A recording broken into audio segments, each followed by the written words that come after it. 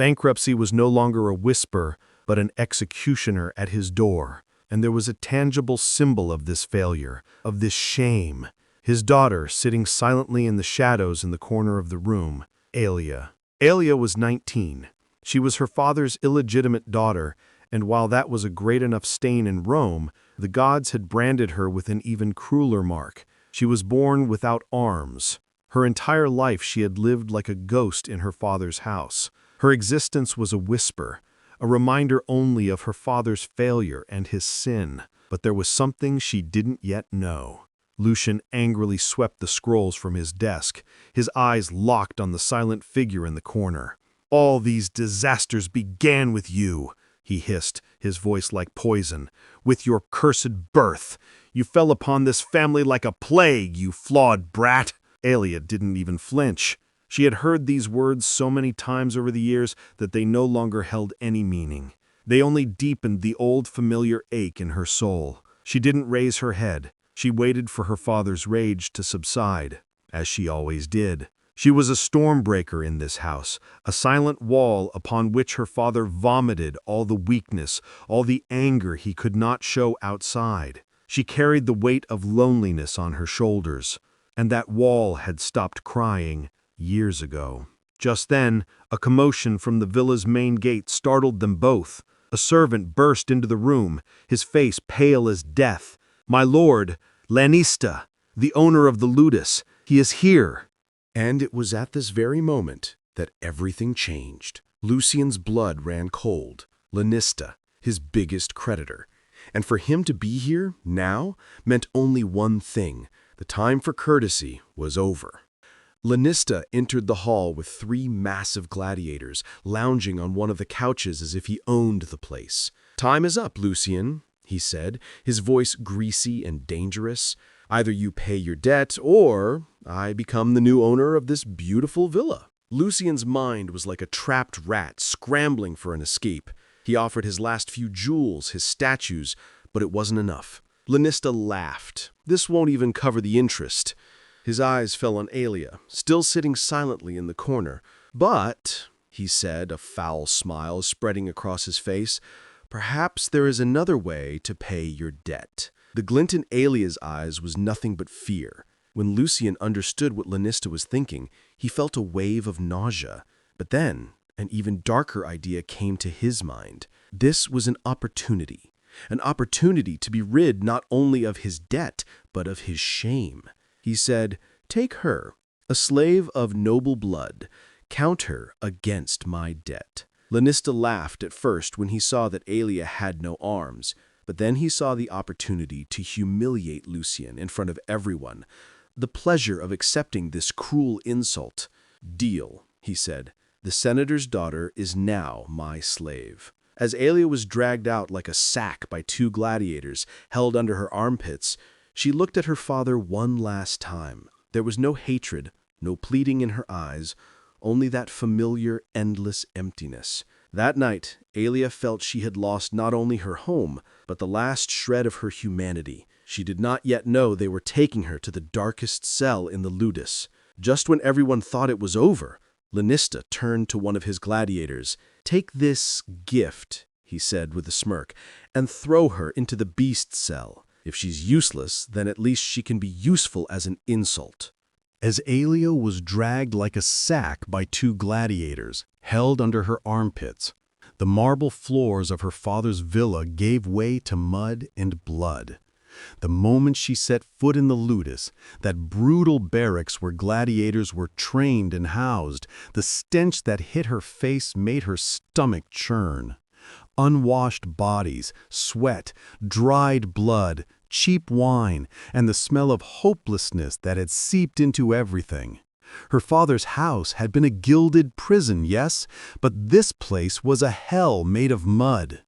She was surrounded by half-naked bodies covered in scars, all of them training.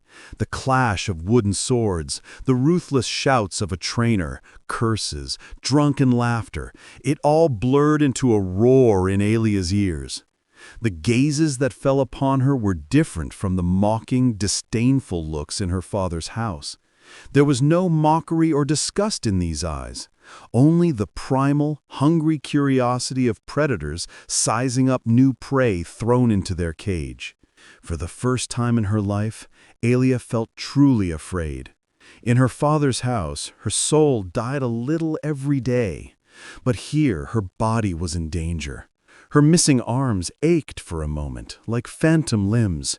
She couldn't protect herself. She couldn't take cover. She couldn't fight back. She was in the middle of this hell, completely defenseless. She carried the weight of loneliness on her shoulders, and now that loneliness had become deadly. The gladiators dragging her moved towards the darkest, most secluded corner of the camp. They stopped before a cell with iron bars thicker than the others. From inside, angry, panting sounds could be heard like the growling of an animal. As one of the gladiators drew the bolt on the door, he whispered to the other, "May the gods have mercy on this girl." And it was at this very moment that everything changed. Aelia realized she hadn't just been sold as a simple slave. She was being offered as a sacrifice. But to whom? The door creaked open, and Aelia was thrown inside without ceremony. She lost her balance and fell onto the straw and filth. When she raised her head, she saw him, Ursus, the Numidian beast of the arena. He was less a man and more a force of nature. His massive, dark-skinned body glistened with fresh blood and sweat from a recent fight. He was pacing from one corner of the cell to the other like a caged panther. Every step was like an earthquake of suppressed rage. He stopped. He noticed Aelia lying on the ground. At first, there was only a blank emptiness in his eyes. Then he scanned this strange figure, armless, inexpensive, but torn clothes, and he understood. The blank expression on his face slowly twisted into pure rage that made his veins bulge and his eyes turn bloodshot. This wasn't a gift. This wasn't a servant. This was a message from Lanista and from the senator. An insult. They had sent the wildest beast, the most useless toy. They were mocking him. His pride bled more than the deepest wound he had ever received in the arena. The reason for Ursus's behavior that day wasn't just simple anger. It was the rebellion of a champion, a king, being treated like an animal. He was the best in the ludus, yet he was still a slave that nobles could mock whenever they were bored. And that truth was driving him mad. "This," he roared, his voice echoing off the stone walls of the cell, "is this the insult you send me?" Aelia, on the floor, under that colossal shadow, was frozen with terror she had never felt in her life. The beast took a step towards her. There was no mercy, no hesitation in his eyes, only a blind fury sworn to tear apart this broken toy that had been thrown before him. Just when everyone thought it was over, Ursus roared with all his fury and slammed his fist not into Aelia, but into the stone wall right beside her. The stone shuddered and dust rained down, but he hadn't touched the girl. Now he pulled his bleeding hand from the wall, his chest heaving with guttural breaths, and stared at Aelia. And in that moment, Aelia understood that this man's rage was not aimed at her, but at the entire world. But that didn't make him any less dangerous. Quite the opposite. Quick pause. To keep this channel alive, I genuinely need your support. Taking 1 second to subscribe and like is the biggest support you can give. Thank you. Now, let's continue.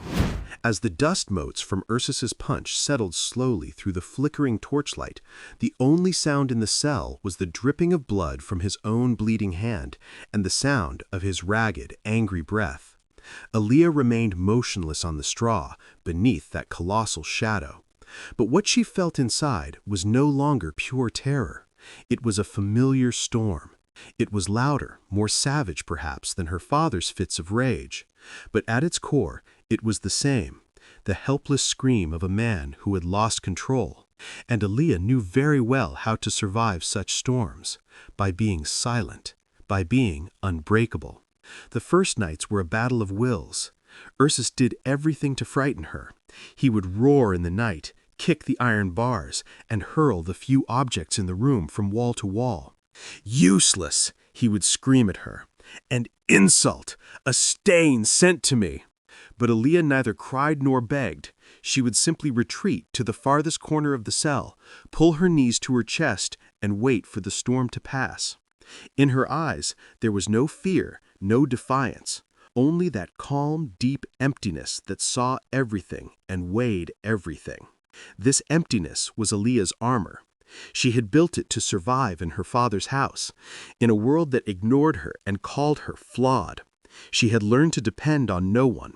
She carried the weight of loneliness on her shoulders, and that weight, instead of crushing her, had hardened her like steel. She was a prisoner in her father's house, too. The only difference here was that the bars of the cage were more visible. But the truly shocking thing was that Ursus didn't know what to do in the face of this unexpected lack of reaction. This girl didn't feed his rage. She wasn't afraid. This was a new game for him, and he didn't understand its rules. A few days later, when Ursus returned from training, he threw the wooden food bowl in front of Aaliyah onto the ground.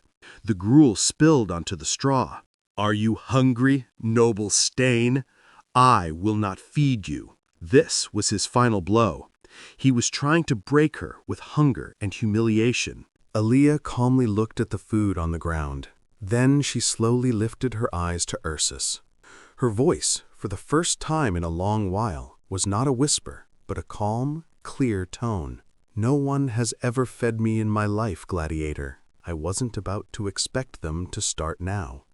Those words were harder than any slap Ursus had ever received. And then Aaliyah moved, slowly, without any rush. She used the toes of her foot with a grace one would use their hands, and picked up a piece of meat from the spill. Ursus, holding his breath, watched her, unable to believe what he was seeing. Aaliyah, as if it were the most natural act in the world, brought the food held by her foot to her mouth. There was no shame on her face, no struggle, only the unbreakable will of a soul sworn to survive. The reason for Ursus's behavior that day wasn't just simple curiosity. He was seeing, for the first time in his life, a different kind of strength. In the arena, strength was physical. It was measured by who hit harder, who shed more blood. But this girl, her strength was different. She was fragile, but unbreakable, defenseless, but undefeated. Ursus was mesmerized by this contradiction. His anger evaporated in that moment, replaced by something he had never felt before, curiosity, and perhaps even respect. When Aaliyah finished her meal, she was thirsty, but the water skin was on the other side of the room next to Ursus. She fixed her eyes on it, calculating how to reach it. Ursus followed her gaze. He said nothing. He slowly stood up, took the water skin, and walked towards Aaliyah. Aaliyah instinctively tensed, expecting a blow or a new insult, but Ursus didn't throw the water skin at her. He gently placed it on the ground within her easy reach. Then he turned and went back to sit in his corner. It wasn't an offer of peace, but it wasn't a declaration of war either. It was the silent moment when two beasts in the same cage acknowledged each other's existence for the first time. Just then, one of the brutish gladiators from the camp walked past the cell's bars and saw this strange, silent scene. Ursus giving water to the armless girl. A mocking smile appeared on his face, and he continued on his way. But that smile was the first flash of lightning in a coming storm. The silent, tense peace in Ursus and Elia's cell was a mystery to the rest of the ludus. The beast hadn't broken his new toy yet. For the other gladiators, this was a subject of both curiosity and mockery. Elia felt these gazes. She was still the weakest link in the camp, but she no longer hid in her cell. Every day she would go out, sit in a corner of the courtyard, and for hours she would watch the gladiators train. Their movements, their strategies, their weaknesses. She etched them onto her mind like a map. That day was one of them. As Elia sat in her usual spot, watching the fighters, one of the camp's brutish gladiators, Boric, and two of his friends blocked her way. Boric was a mountain of muscle with no brain, and Elia's silent presence disturbed his crude masculinity. "Look here," Boric said with a foul smile. "The senator's broken toy is here again. Are you tired of the beast and looking for a new master?" Elia, as if she hadn't heard him, did not take her eyes off the fighters in the arena. This silence enraged Boric even more. "Hey, I'm talking to you, armless girl," he shouted, his voice growing rougher. His friends laughed. "If you're that good with your feet," Boric stood directly in front of Elia and leaned over her. "I wonder how much better you are with your mouth." It was just one of the many insults Elia had heard in her life. But this time was different, because for the first time, these words didn't just touch her soul. They also touched the honor of another who, even if he hadn't sworn to protect her, shared her fate. In that moment, Elia felt shame not for herself, but for Ursus. In the eyes of these men, he was still the owner of a woman worthless enough to be subjected to such an insult. But the truly shocking thing was that the moment of humiliation Elia was expecting never came, because the instant Boric finished his sentence, the laughter behind him suddenly stopped. A cold silence, like that of a graveyard, fell over the courtyard. When Boric turned to see why his friends had gone silent, the last thing he saw was a pair of eyes, glowing with a quiet fury, emerging from the shadows. Ursus. He didn't say a word. He just raised his colossal fist, and with the force of a battering ram hitting a gate, brought it down on the center of Boric's face. A dry, solid crack of bone was heard. Blood gushed from Boric's nose, spreading on the ground like a prayer, and his massive body collapsed to the ground, unconscious. The other two gladiators, pale with terror, couldn't move muscle. The entire ludus held its breath, watching. Ursus took a step towards Boric's unconscious body. A storm was raging in his mind. Why? He asked himself, why did I care? She's just a useless burden. But then he remembered that moment, the way Elia had eaten her food with her feet, that unbreakable will. This insult was not just against the girl, but against that will. And Ursus, for the first time in his life, had defended the honor of someone other than himself. "She has a name," Ursus hissed, his voice no more than a growl, but it was heard by everyone in the courtyard. "And if you ever speak that name again, I will shut that mouth of yours forever." Elia had watched it all in shock. The world had slowed down. That voice, that protective rage. For the first time in her life, someone had stood up for her. Someone had fought for her. She lifted her eyes from the ground and looked at Ursus, and in that moment, she didn't just see a beast. She saw a wounded soul, like herself, trying to protect her honor in this cruel world. After casting an ice-cold glare at the other two gladiators, Ursus turned his back and started walking toward his cell without saying another word. He didn't even look at Elia, but in that moment, the invisible wall between them had completely crumbled. They were no longer two strangers sharing the same cage. They were each other's silent protectors.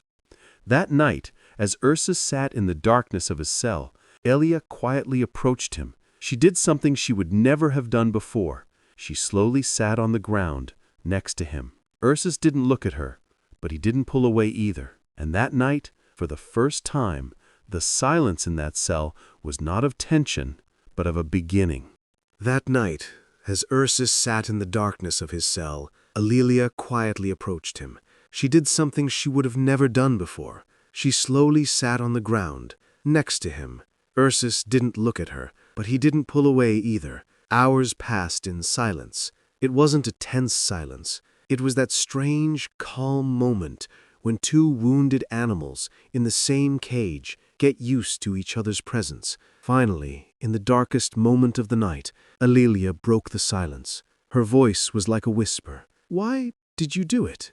Ursus, as if he had been expecting this question for hours, did not answer. He just stared into the darkness. "Why did you hurt him?" Alelia asked again, her voice holding no accusation, only pure curiosity. Ursus gave a barely perceptible shrug of his massive shoulders. He was nothing. He wasn't worth breaking your hand for, Alelia said, almost smiling. This response caught Ursus off guard. He turned his head, and for the first time, truly looked at her. This girl wasn't afraid. She was less afraid of him than anyone in the Ludus.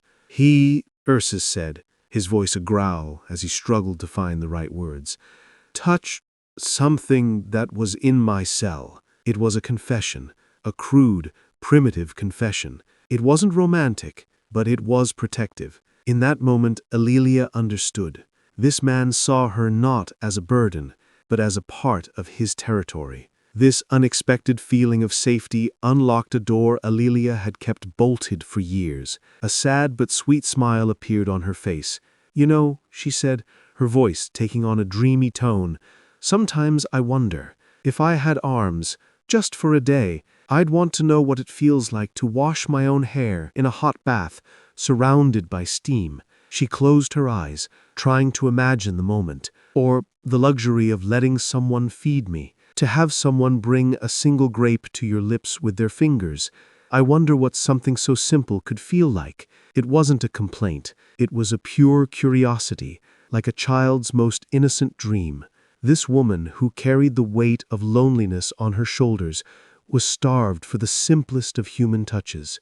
Ursus was confused as he listened to these strange, sorrowful dreams. His entire life had been about survival, pleasure, luxury, comfort. These were words not in his language. Bathing is for getting clean, he grumbled, his voice as rough as ever. Not for pleasure. And food is for strength. This simple, crude, and utterly honest answer triggered something inside Alia. First, a small chuckle escaped her lips. Then that chuckle grew. And finally, for the first time in months, perhaps years, Alia let out a genuine, pure, and unstoppable laugh. The sound echoed off the cold walls of the cell, a sound full of life, a sound that did not belong in this hell. But the truly shocking thing was Ursus's reaction to this laughter. His brow furrowed. There was no anger on his face, only the bewilderment of a child trying to understand something he has never seen before. This sound was beautiful. When Alia finally stopped laughing, tears were streaming down her face. But this time, not from pain. You, she said, still smiling, you really don't know anything outside of the arena, do you, beast? It wasn't an insult. It was a discovery. In that moment, Alia understood that the giant before her was not just a killer. He was also a lost soul, deprived of life's simplest pleasures. The reason for Ursus's behavior wasn't just simple ignorance.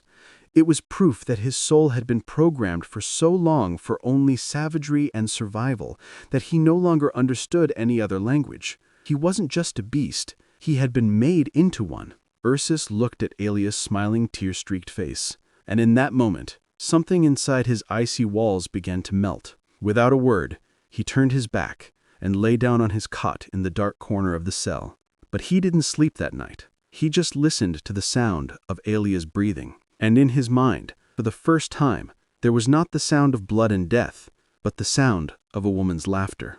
At that moment, the owner of the Ludus, Lanista, was walking past the bars of their cell and heard the unexpected, lively laughter. He paused. He peered into the dark cell and saw the beast, withdrawn to his own corner, away from the useless girl. A calculating smile appeared on his face. The beast had a weakness, and that weakness's name was Alia. The weeks that followed that night filled the silence of Ursus and Alia's cell with a new, unexpected rhythm. Alia's laughter was never heard again on those cold stone walls, but something more precious had taken its place: conversations. At night, while Ursus's tired body rested, Alia would ask him questions, not about life in her father's villa, but about the real world that existed outside of it. Ursus would give gruff answers, but he would answer. This was new for them both. But this fragile peace came to an end when Lanista stormed into the cell like a tempest. On his face was that usual greasy, calculating smile. "Congratulations, beast," he said, his voice mocking. "You've been given the main event of the great festival games. All the nobles, perhaps even the emperor himself, will be there. A flicker of pride shone in Ursus's eyes. This could be the path to freedom. "Who is my opponent?" he growled. Lanista's smile grew wider. "Lysander," he said, savoring the name like a poison. "The rat Lysander." The pride on Ursus's face instantly turned into a volcanic rage. "Not that clown! He's not a fighter! He's a coward!" Lanista was enjoying this outburst. "He is Rome's favorite coward," he said calmly, "and you will defeat him, or die trying. Either way, I win." As Lanista turned to leave, Ursus began to tear his cell apart. He threw the wooden table against the wall, shattering the waterskin. It was a physical rage, but beneath it lay a deep shame. Years ago, during a training session, that rat, with his speed and tricks, had humiliated Ursus in front of everyone, bringing him to his knees from exhaustion. Ursus had been waiting for this moment ever since, but now that it was here, the only thing he felt was that same helplessness again. "That rat!" he shouted to himself, pacing back and forth in the cell. "He's too fast! I can't catch him!" Aelia, in her usual corner, watched this storm of rage in silence. But this time, she wasn't afraid. She could hear the pain behind the beast's roar, the greatest fear of a warrior, not the fear of defeat, but of humiliation. She had lived with that feeling her entire life, and now she saw the same thing in the eyes of this giant. "You don't need to catch him," Aelia said, her voice calm and clear. Ursus stopped and turned to her. "What did you say?" "You need to make him come to you." Ursus's face contorted with anger and scorn. "What do you know of fighting, woman? You mind your business, and I'll mind mine." This was the old Ursus, the rough, dismissive, lonely beast. But Aelia was no longer the old, cowering girl. "Your business is my business, gladiator," she said, standing up. Her voice was trembling but firm. "If you die in that arena, I won't be my father's next gift. Or worse, Lanista's. That's why you have to win. And you can't beat that rat with your brute strength. You won't believe it, but for the first time in his life, Ursus was confronting the fact that his muscles alone might not be enough to win a fight. And the one telling him this truth was an armless, useless girl. His pride was at war with his survival instinct, and the survival instinct always wins. "What do you know?" he finally grumbled, as if admitting defeat. Aelia sat on the ground.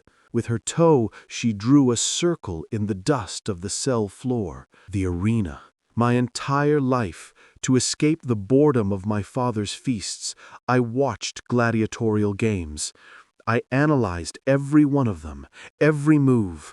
I watched the rat, too. He's not a fighter, he's a dancer, and he has only one weakness, his arrogance." Aelia looked at Ursus. "He loves to tire you out, to make you chase him until you're exhausted. But if you don't chase, if you stand like a mountain in the center of the arena, then he will be forced to come to you.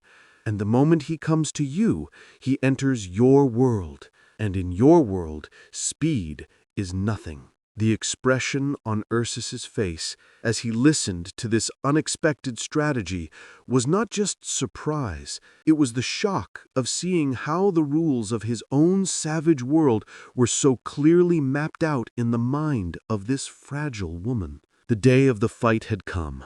Ursus was waiting in the darkness of the tunnel leading to the arena. The roar of the crowd was making the ground tremble. In his mind, Aelia's final words echoed. "Let him dance around you. Let him get tired. But when he makes that mistake, that one moment of arrogance, then be the beast." Ursus took a deep breath and took his first step toward the blinding light at the end of the tunnel. When the arena gates opened, the roar of the Colosseum crashed down on Ursus like the voice of a beast, but he didn't hear it. In his mind, Aelia's final words echoed, "Then be the beast." It wasn't advice, it was a command, and for the first time in his life, Ursus was going into a fight on someone else's orders. His opponent, the rat Lysander, moved toward him from the other side of the arena with light, almost dancing steps. He wore no heavy armor, just a shoulder guard and greaves. In his hands, he held a short sword and a small shield. He didn't meet force with force. He exhausted it, consumed it, and then he would slit the throats of the giants who had fallen to their knees from fatigue. On his face was that familiar, arrogant smile Ursus knew so well. When the fight began, the old primal rage inside Ursus surged. "Attack," the beast inside him whispered. "Tear him apart." And Ursus forgot Aelia's words. His pride overcame his reason. He charged at his opponent like a bull. He swung his sword, but only cut the air. Lysander, like a butterfly, had darted to the side and was now circling him. The crowd laughed at the helplessness of this heavy, clumsy bull against the agile matador. "Faster, beast," Lysander shouted mockingly, "or you'll put me to sleep." With every move, Lysander's sword, buzzing like a mosquito, opened small, irritating wounds on Ursus's skin. These wounds weren't fatal, but they were humiliating. Every drop of blood drained not only Ursus's strength, but more importantly, his honor. Minutes passed. Ursus's breath was no longer a roar, but an exhausted gasp. He fell to his knees. He was finished, humiliated, just like all those years ago. The laughter of the crowd became a dull roar in his ears. He closed his eyes. He waited for death. But in the darkness he heard a voice, not the voice of the cowardly girl from her father's villa, but the voice of the unbreakable soul in his own cell. Let him get tired. Let him exhaust his strength. His only weapon is his speed. When you take that weapon from him, he is just a small rat. Aelia, his mind, his general. In that moment, everything changed for Ursus. This was no longer his fight. It was their fight. When Ursus opened his eyes, the blind rage was gone. In its place was the icy calm of a predator. Lysander, confident in his victory, approached to deliver his final showy blow. He was smiling at the crowd, accepting their applause. This was the moment of arrogance Aelia had spoken of. "Farewell, beast," Lysander whispered, and it was at this very moment that everything changed. The instant Lysander lowered his sword, the giant, who was supposedly dying on the ground, exploded with unexpected speed. Ursus wasn't on his knees. He was coiled like a spring, waiting. As Lysander's sword came down, Ursus didn't roll to the side. He launched himself upward, directly at his opponent. His colossal body shattered Lysander's guard like a battering ram. The arrogant smile on Lysander's face froze in shock. He couldn't dance anymore. He couldn't flee. He was in the beast's world now. And in Ursus's world, speed was nothing. In a single, brutal, and clear move, Ursus's sword plunged into his opponent's heart. A moment of unbelievable silence fell over the arena. Then, that silence was shattered by a roar of victory unlike any that had been heard before. Aelia, in the darkest corner of the stands, her heart about to burst from her chest, stood up. No one saw her, but she had seen everything. Her intellect had taken physical form in that arena, had carried a beast to victory. For the first time in her life, that flawed, useless girl felt what true power meant. That night, Ursus returned to his cell a hero. The other gladiators bowed their heads in respect as he passed, but he looked at no one. He walked directly to Aelia, who was waiting for him in the corner of their cell. He didn't say a word. He slowly knelt before her on the ground. He lifted the water skin and held it to Aelia's lips. This was more than a thank you. It was a vow of allegiance. He was no longer just a beast. He was the champion of a queen. After that victory, a partnership unlike anything Rome had ever seen was born in the brutal world of the ludus. There were no longer two separate beings in the cell. There was one mind, one body. During the day, Aelia would sit in a corner of the courtyard, watching the gladiators train for hours. She was like a general, analyzing the enemy army. Ursus, meanwhile, no longer trained alone in a blind rage. He would stand beside Aelia like a shield, protecting her silence and carefully watching the fighters she pointed out. At night, their small cell transformed into a war council room. The damp earth in front of Aelia was like a map. The big toe of her foot moved like a general's staff over a map, drawing circles, lines, and arrows, explaining the strategy for the next fight. And while she did, Ursus, with his massive calloused hands, would gently grind medicinal herbs in a mortar. They didn't need to speak. This was the silent dance of how two halves became a single whole by completing each other's deficiencies. Their love was built not just on passion, but on a deep respect and an unbreakable partnership. Ursus was Aelia's arms, which she did not have. Aelia was the mind that turned Ursus's wild rage into a weapon. On fight days, all of Rome would fill the Colosseum to watch this new beast. You won't believe it, but this new Ursus was not only smarter, but he was also deadlier. He no longer attacked with blind rage. He was calm, calculated. He would circle his opponent like a predator, waiting for that single moment of weakness Aelia had told him about. And when that moment came, the old beast would awaken and end the fight with a single brutal blow. In his luxurious box at the top of the stands, the owner of the ludus, Lanista, watched this transformation with both admiration and greed. "Look at that," he whispered to the senator beside him. "The beast has learned to think." The senator laughed. "Haven't you heard the rumors, Lanista? Everyone in the ludus whispers that the armless girl is his brain." A foul smile appeared on Lanista's face. "Let them whisper," he said to himself. "That brain and those muscles belong to me, and together they are making me a fortune." Lanista knew very well who the source of this new lethality was, and he also knew that this useless girl had become the most valuable property he had owned since her arrival at the ludus. This meant he had to protect her and exploit her. Weeks passed. Ursus and Aelia had become the king and queen of the ludus. Every victory Ursus won brought them better food, a better life. It gave them an unshakable status in the eyes of the other gladiators. No one dared to look at Aelia the wrong way anymore. She was the champion's mind. To touch her meant to challenge the beast.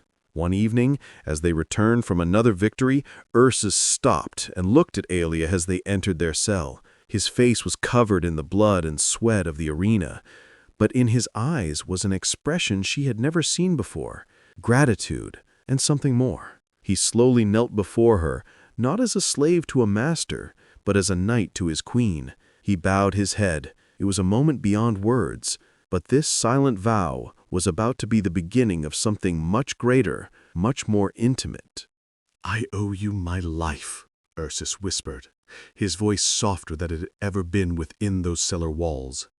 "Every victory is your creation, but I can give you nothing." Aelia saw how this giant, this invincible warrior, humbled himself before her, how embarrassed he was. "You give me everything, Ursus," she said. "You make me feel safe." Ursus raised his head. That night, a better meal than usual had been brought to their cell. A hot soup, fresh bread, and fruits. Ursus took the bowl and hesitated for a moment. Then he made the most difficult, yet most determined move of his life. "Tonight," he said, his voice firm, "let me be your arms." Aelia's heart froze. She was so overcome with shock and happiness, she didn't know what to say. Ursus, with his massive, calloused hands, broke off a small piece of bread, dipped it in the soup, and held it to Aelia's lips. But his hands, which wielded swords like a god in the arena, were now trembling. He was so clumsy that half the soup spilled down Aelia's chin. Ursus turned bright red with embarrassment. "I failed," he grumbled. This clumsiness, this unexpected human moment, made Aelia burst into laughter. A genuine, life-filled laugh. Ursus, at first surprised by her joy, then began to smile himself. A rare, beautiful smile that appeared among the scars on his face. In that moment, they weren't a gladiator and a slave. They were a man and a woman, sharing a meal, laughing at the same thing. This simple, clumsy moment had melted the last of the ice between them. This was the purest form of their love. "I'm not good at this," Ursus grumbled, still embarrassed. Then he paused, took a deep breath. Then would you let me wash you?" Elia's laughter stopped instantly. She felt her cheeks flush with shame. This was far more than being fed.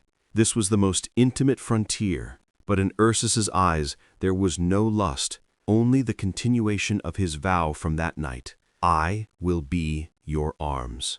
Elia, for the first time in her life, chose to trust someone completely. She slowly nodded. That night, that cold, filthy cell was transformed into a place more sacred than Rome's most luxurious baths. Ursus brought a bucket of warm water. He knelt before Elia. "You ask me what a hot bath feels like. I cannot give you a bathhouse, but let me be your arms tonight." And that night, Ursus served someone for the first time in his life. With those massive, rough, life-taking hands, he touched this gentle woman's skin as if she were the most precious jewel. He gently cleaned her face, her neck, her shoulders. It was the happiest night of Elia's life, because for the first time she was not seen as a flaw, but as a woman. The tears that streamed from her eyes were no longer of pain, but of happiness. When Ursus finished, he pulled back. They looked at each other in silence for a while, and then Ursus slowly leaned in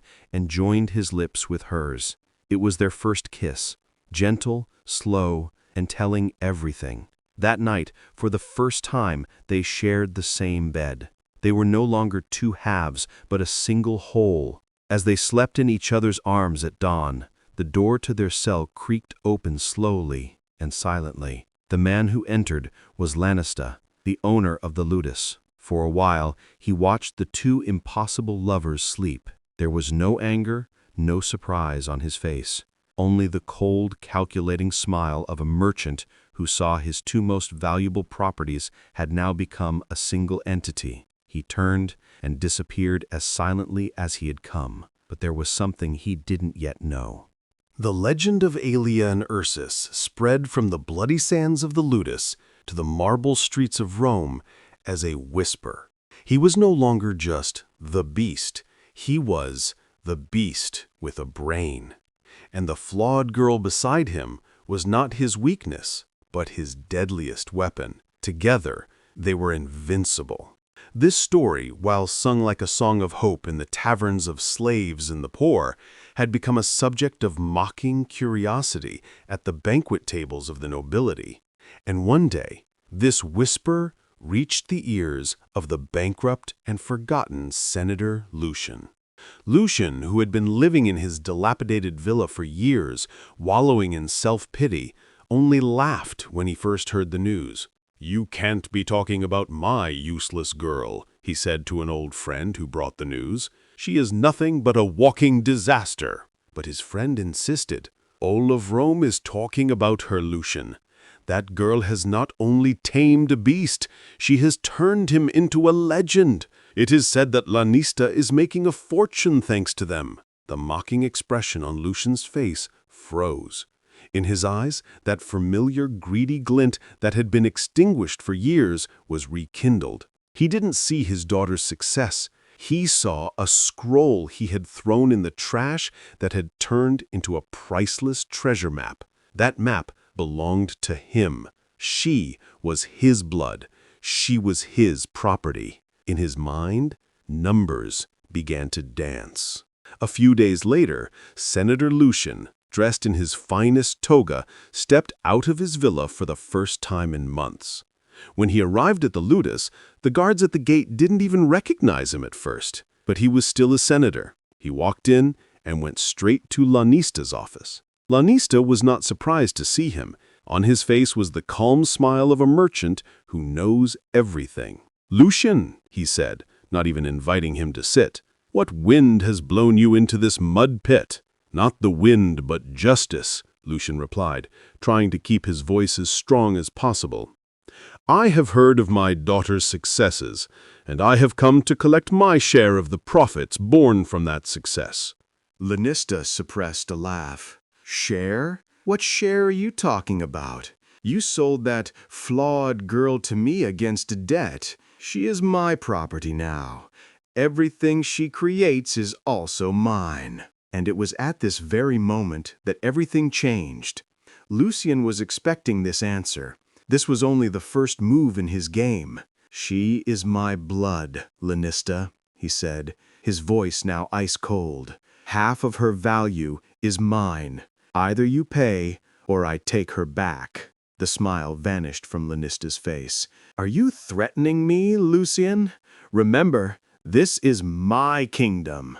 "And you remember, Lanista," Lucien said, walking towards the door. "This is still Rome, and in Rome, blood is always stronger than money." Meanwhile, on the other side of the ludus, Aelia and Ursus were in their own small world.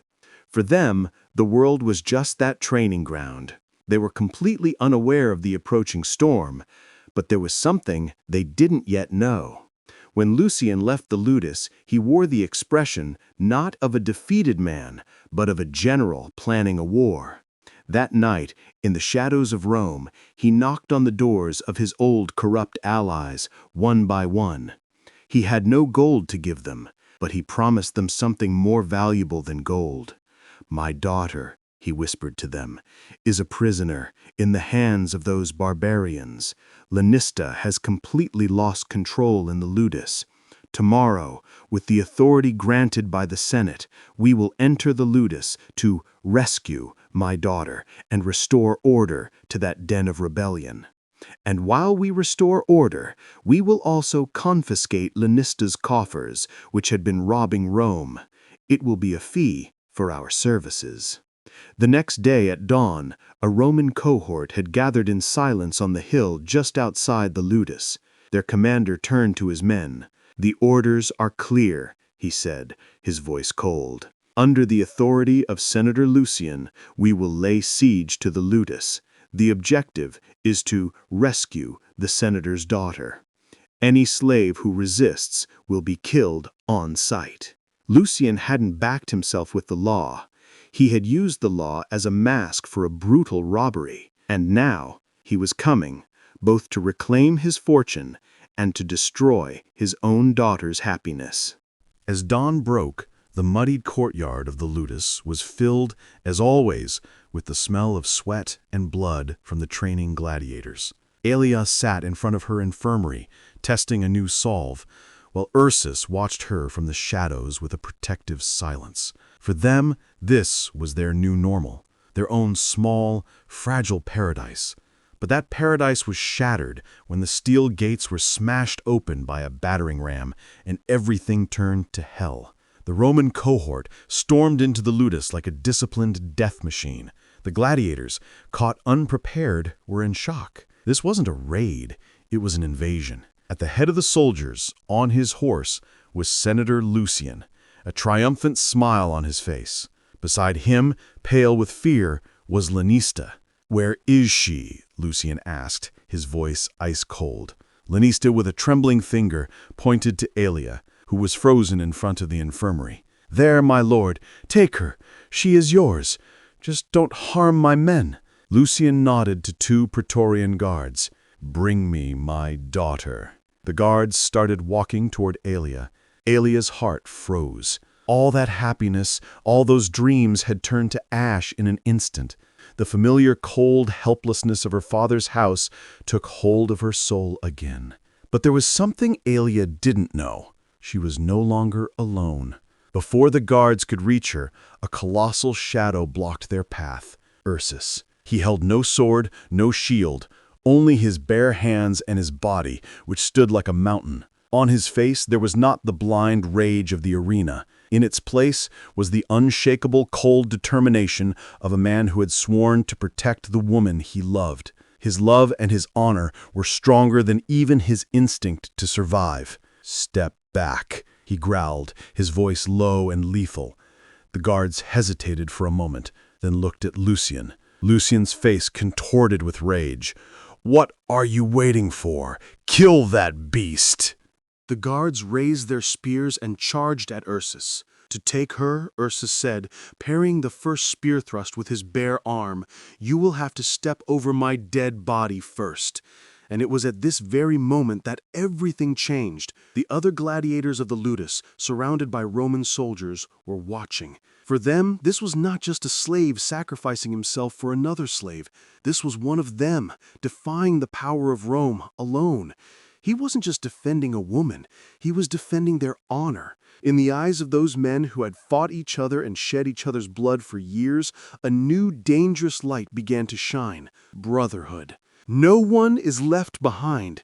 That roar coming from the other side of the courtyard was the first spark of a rebellion. In an instant, the entire ludus exploded into motion. Chains, training swords, tables, chairs, everything became a weapon. Dozens of gladiators shouting, "For our brother!" charged at the stunned Roman cohort. The ludus had become a field of revolt. Lucian on his horse watched in horror as his plan spiraled out of control. This was supposed to be a simple rescue operation, but now he found himself in the middle of a war. His eyes locked on Ursus, fighting like a whirlwind in the heart of the battle, and on Aelia behind him, helping the wounded but never taking her eyes off him. This was not his flawed daughter. This was a queen igniting a rebellion, and he realized he was about to be destroyed by the very monsters he had created. The battle spread to every corner of the courtyard. Ursus had formed a circle of death around Aelia to protect her. But the Roman soldiers were disciplined and superior in number. Slowly, they began to push the rebels back. As Ursus was engaged with 3 soldiers at once, Lucian saw his moment. He spurred his horse, drew his sword, and galloped toward Ursus's exposed back to deliver the final treacherous blow. Aelia saw her father coming, and in that moment, she knew she had to make the most terrible choice of her life. The battle had turned the muddy courtyard of the ludus into a slaughterhouse. But at the center of this slaughterhouse, Ursus was like a god of death. He was pushing back the 3 Roman soldiers surrounding him with a tired but unshakable force. Every swing of his sword was a vow of his love for Aelia. He would protect her, no matter the cost. But he could not see the 4th death coming from behind. It was Aelia who saw her father, on his horse, sword drawn, galloping towards him. In Lucian's eyes, there was no regret, no hesitation, only the ambition to destroy the 2 figures he saw as the source of all his problems in a single move. In that moment, everything in Aelia's mind stopped. The slaps her father had given her, the insults he had hurled, his selling her for nothing, it all lost its meaning. There was only one truth in her mind, that moment when Ursus tried to feed her, his laughter, that night he gently washed her, the happiness she had felt for the first time in her life. And she would not let her father steal that happiness from her too. "No!" she screamed, her voice cutting through the noise of the battle, and she ran, faster than she had ever run in her life. When Ursus heard Aelia scream and turned, he froze at what he saw. Lucian's sword was descending right for his heart, but between him and that sword was Aelia, a shield, who couldn't even open her arms to protect him, just standing there with her body. Lucian saw his daughter at the last second, but it was too late. The sword plunged into Aelia's back, right where her heart was. In that moment, even the greatest roar of the Colosseum would have been a whisper next to the silent scream that tore through Ursus's soul. The world stopped. The sounds vanished. The colors faded. There was only the last, shocked look in the eyes of the woman he loved, and her body slowly sinking to the ground. He forgot the 3 soldiers he was fighting. He forgot everything. He lunged forward and caught Aelia before she could even hit the ground, taking her into his arms. "Aelia," he whispered, his voice torn with agony. "Why?" Blood trickled from Aelia's lips. She couldn't answer. With a final effort, she just rested her face against his chest. This single moment of distraction was fatal. Ursus's back was completely exposed, and the 3 soldiers behind him did not miss this opportunity. 3 spears, at the same time, plunged into Ursus's back with a brutal sound of steel. But the truly shocking thing was that Ursus did not fall. He roared in pain, yes, but he did not fall. His eyes were still on Aelia, who was breathing her last in his arms. Slowly, as if he were laying down the most precious jewel in the world, he gently placed Aelia on the ground. And then, with the 3 spears in his back, he slowly stood up. In that moment, all the fighting in the ludus stopped. Gladiators, Romans, everyone held their breath, watching this impossible, terrifying sight. This was no longer a man. This was pain and rage made flesh. This was the beast. Ursus started walking slowly toward Lucian, who was watching him from his horse, his own face a mask of shock, his bloody sword still in hand. Lucian tried to pull his horse back, but it was too late. Ursus did not grab the horse's reins. He grabbed Lucian's toga. With a single brutal move, he pulled him from the horse and threw him to the ground like a rag doll. "Stay away from me, you animal!" Lucian screamed, trying to crawl away on the ground. But Ursus did not stop. When he caught him, he didn't even use his sword. This was personal. With his massive, bloody hands, he grabbed Lucian by the throat and lifted him from the ground. Lucian's struggles were as futile as a child's. "She," Ursus growled, his voice sounding as if it wasn't from this world, "was my everything." And then the sound of a dry branch snapping was heard. Lucian's lifeless body fell to the ground like a puppet whose strings had been cut. When he turned around, everyone surrounding him, gladiators and Roman soldiers alike, stepped back in fear. But Ursus did not attack them. The war was over. He slowly, growing weaker with every step, returned to Aelia's side. He collapsed next to her. He took her into his arms again, rested his head on her chest, and closed his eyes. The story ends in the bloody courtyard of the ludus, with the tragic image of Aelia and Ursus, who died in each other's arms. Their love and resistance became a legend for all the slave rebellions to come. In the middle of the silence, the last word that fell from Ursus's lips was carried away by the wind like a whisper. "Aelia." In that moment, even the greatest roar of the Colosseum would have been a whisper next to the silent scream that tore through Ursus's soul. The world stopped, the sounds vanished, the colors faded. There was only the last, shocked look in the eyes of the woman he loved, and her body slowly sinking to the ground. He forgot the 3 soldiers he was fighting. He forgot everything. He lunged forward and caught Aelia before she could even hit the ground, taking her into his arms. "Aelia," he whispered, his voice torn with agony. "Why?" Blood trickled from Aelia's lips. She couldn't answer. With a final effort, she just rested her face against his chest. This single moment of distraction was fatal. Ursus's back was completely exposed, and the 3 soldiers behind him did not miss this opportunity. 3 spears at the same time plunged into Ursus's back with a brutal sound of steel. But the truly shocking thing was that Ursus did not fall. He roared in pain, yes, but he did not fall. His eyes were still on Aelia, who was breathing her last in his arms. Slowly, as if he were laying down the most precious jewel in the world, he gently placed Aelia on the ground. And then, with the 3 spears in his back, he slowly stood up. In that moment, all the fighting in the ludus stopped. Gladiators, Romans, everyone held their breath, watching this impossible, terrifying sight. This was no longer a man. This was pain and rage made flesh. This was the beast. Ursus started walking slowly toward Lucian, who was watching him from his horse, his own face a mask of shock, his bloody sword still in hand. Lucian tried to pull his horse back, but it was too late. Ursus didn't grab the horse's reins. He grabbed Lucian's toga. With a single brutal move, he pulled him from the horse and threw him to the ground like a rag doll. "Stay away from me, you animal!" Lucian screamed, trying to crawl away on the ground. But Ursus did not stop. When he caught him, he didn't even use his sword. This was personal. With his massive, bloody hands, he grabbed Lucian by the throat and lifted him from the ground. His struggles were as futile as a child's. "She was my everything," Ursus growled, his voice sounding as if it wasn't from this world. And then the sound of a dry branch snapping was heard. Lucian's lifeless body fell to the ground like a puppet whose strings had been cut.